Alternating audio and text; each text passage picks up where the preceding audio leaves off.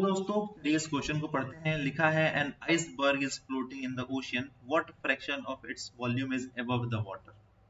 तो देखिए सबसे पहली बात, ये रहा ओशियन। इस ओशियन में एक आइसबर्ग है, मान लेते हैं कुछ ऐसा। अब इस आइसबर्ग का कुछ हिस्सा तो कहाँ है, ओशियन के अंदर है, और कुछ हिस्सा ओशियन के बाहर है। तो फिलहाल हम मान लेते हैं कि इस आइसबर्ग का जो हिस्सा ओशियन के अंदर है उसका वॉल्यूम कितना है, उसका वॉल्यूम है v। v वॉल्यूम ओशियन के अंदर है, ठीक है। तो इसका जो वेट होगा, या हम कहें कि इसके द्वारा जो वॉल्यूम हटाया गया है वाटर का, उस वाटर का जो वेट होगा इस पूरे आइसबर्ग के वेट के बराबर होगा, है ना। तो देखिए क्योंकि ये क्या कर रहा है, आइसबर्ग फ्लोट कर रहा है, तो इस आइसबर्ग के v वॉल्यूम ने क्या किया, वाटर का v वॉल्यूम डिस्प्लेस किया, जिसकी वजह से क्या होगा, इस आइसबर्ग पर एक अपथ्रस्ट लगेगा। अपथ्रस्ट लगेगा और ये आइसबर्ग डूबेगा नहीं, यानी तैरता रहेगा, ठीक है।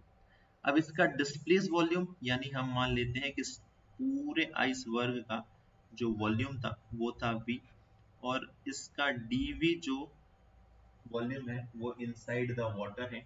अगर इसका dv volume inside the water है तो वाटर का भी कितना वॉल्यूम डिस्प्लेस होगा, dv, डिस्प्लेस्ड वॉल्यूम।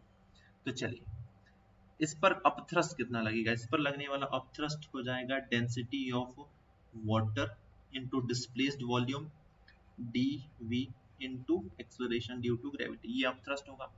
और ये अपथ्रस्ट किसके बराबर होगा, तो ये इस पूरे आइसबर्ग के वेट के बराबर होगा, क्योंकि ये अभी क्या कर रहा है, फ्लोट कर रहा है। तो पूरे आइसबर्ग का वेट कितना होगा, तो इस पूरे आइसबर्ग का वेट होगा volume of iceberg into density of iceberg into G, यही होगा। जी से जी कैंसिल। तो अब देखिए कि भाई हम क्या निकाल लेते हैं, हम ये निकाल लेते हैं कि जो हमारा डिस्प्लेस्ड वॉल्यूम है, कितना वॉल्यूम डिस्प्लेस हुआ है वाटर का डिवाइडेड बाय पूरे आइसबर्ग का वॉल्यूम, ये हो जाएगा density of iceberg divided by density of water. Density of iceberg divided by density of water बराबर हो जाएगा वाटर का displace volume divided by iceberg का टोटल वॉल्यूम, ये निकाल लेते हैं। चलिए तो ये हो जाएगा 900 डिवाइडेड बाई 1030 बराबर displaced volume of water divided by volume of iceberg, और ये कितना निकल के आ गया, displaced volume of water divided by volume of iceberg बराबर आ गया है 90/103। अब जरा ध्यान से सुनिए, ये डिस्प्लेस्ड वॉल्यूम ऑफ वाटर जो है, ये जो dv है डिस्प्लेस वॉल्यूम ऑफ वाटर, यही तो होगा आइसबर्ग का वो वॉल्यूम जो कि वाटर के अंदर है, यानी यही क्या है, volume of iceberg inside the water, यही तो होगा ना, क्योंकि जितना वॉल्यूम आइसबर्ग का पानी में आएगा उतना ही वॉल्यूम पानी का डिस्प्लेस हो जाएगा। तो ये भाई तो हमको पता चल गया।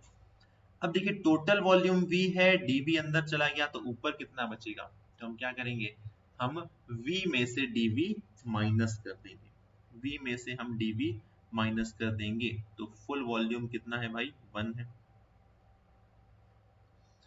फुल वॉल्यूम है v, और कितना हमारा वॉल्यूम नीचे चला गया है, तो हमारा वॉल्यूम चला गया है कितना नीचे, वो चला गया है dv, तो हम माइनस कर देंगे, तो हमारा जो रिमेनिंग वॉल्यूम है वो आ जाएगा, यानी अबव द वाटर।